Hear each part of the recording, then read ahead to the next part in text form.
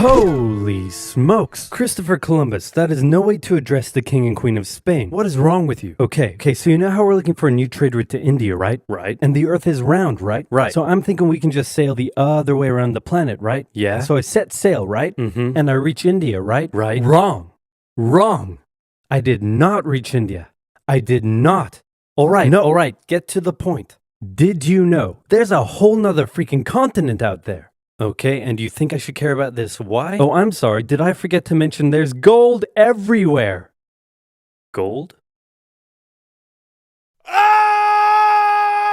Columbus landed in Central America in October 1492, and he had the time of his life. And by that I mean he went on a huge theft and murder spree. He stole gold, jewelry, people, and a hammock. And then he returned to show off all of his riches, including a few previously undiscovered items such as tobacco, the pineapple, turkeys, and a hammock. Now I know what you're thinking, but oversimplified, Columbus didn't discover America, the Vikings did. And you'd be partially right. In the 11th century, Leif Erikson was the first European to land in America. But hey, if you love Vikings so much, then why don't you check out today's sponsor? Columbus, time of his life, hammock. And suddenly the race was on to explore and conquer the New World. After a couple centuries of warring with the natives and each other, the European powers had claimed quite a lot of land, including this area, which both the English and the French claimed as theirs. One day the French said, I'm gonna build some forts along here. And the English were like, could you not? And the French said, sorry, but no, I could not. And they went ahead and built their forts, which pissed off the English, so they sent an up-and-coming British lieutenant colonel by the name of George Washington with a combined force of British troops and Native Americans. After a short battle, the French commander said, all right, we surrender. Okay, boys, pack it up. They're surrendering. Oh, sorry, was I not meant to split his head open with a tomahawk?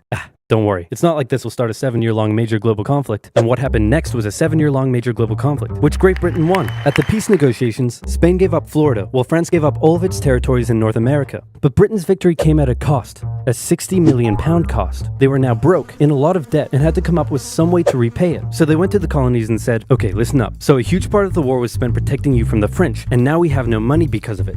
So I'm not sure what you're saying here. Okay, so we spent a lot of money protecting you from the French, right? Right. And now we're broke.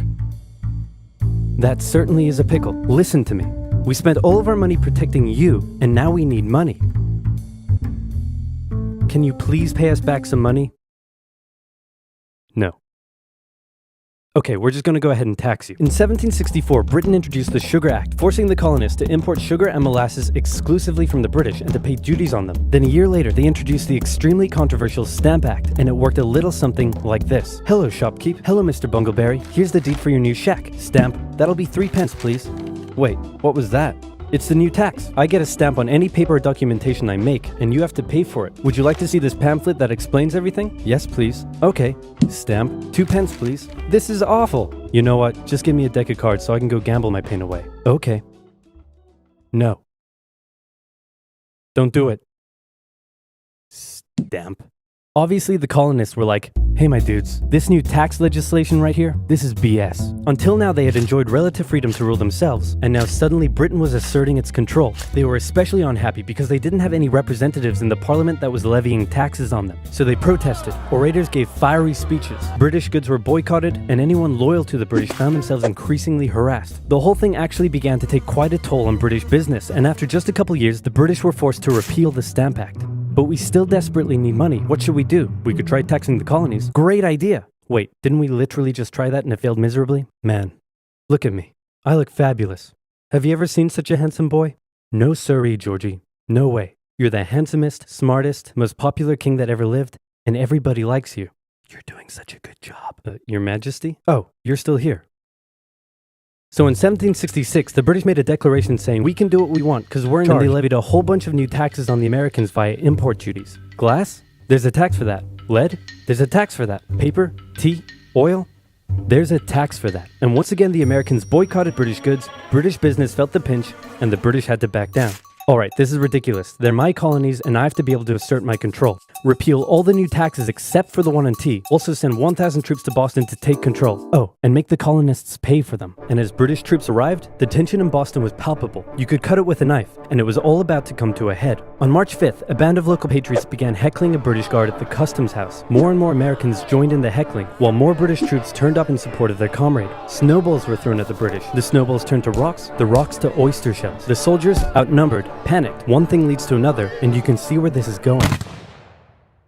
5 civilians were killed. The Patriot press throughout the colonies declared the Boston Massacre an unwarranted crime committed against the people of Boston by the cruel British, and the anger continued to grow. A British revenue schooner that ran aground in Rhode Island was burned by the locals. When it came to light that the governor of Massachusetts supported the suppression of the colonists, his house was burned by the locals. And next, the colonists would set their sights on the remaining tax on tea. On December 16, 1773, a band of patriots known as the Sons of Liberty disguised themselves as Native Americans, marched down to Boston Harbor, boarded a British merchant ship loaded with tea, and in front of thousands of spectators, threw nearly 10,000 pounds worth of tea overboard. The British were disgusted, and they punished Massachusetts with a vengeance. They dissolved its General Assembly, revoked their charter, and sent 3,000 more troops to occupy the city, meaning Boston and Massachusetts were now essentially under the direct rule of Great Britain. And oh boy, were the people pissed. The other colonies saw what was happening and worried they might be next. So they called a brain trust to decide what to do.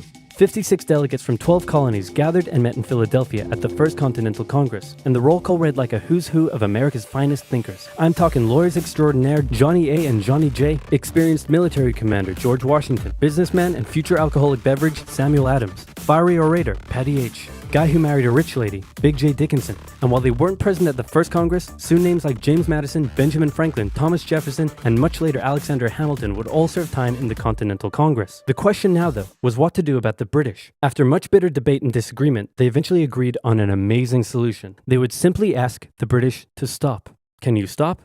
No. It didn't work. Okay, then tell the local militias to start arming and be ready at a minute's notice. And across the colonies, these Minutemen stood ready for the beginning of the American Revolutionary War. Now, having your colonies in open rebellion is one thing. Once they start arming themselves, that's when it really hits the fan. So British General Thomas Gage ordered 700 troops from Boston out into the rebel-controlled Massachusetts countryside to destroy stores of arms and ammunition held by the rebels in Concord. The British set out in the middle of the night. Patriots including Paul Revere rode ahead to warn that the British were coming, giving the rebels time to prepare. The two sides met in Lexington as the sun began to rise. They faced off against each other, and in the confusion, somebody shot first. The shot heard around the world marked the beginning of the American War of Independence.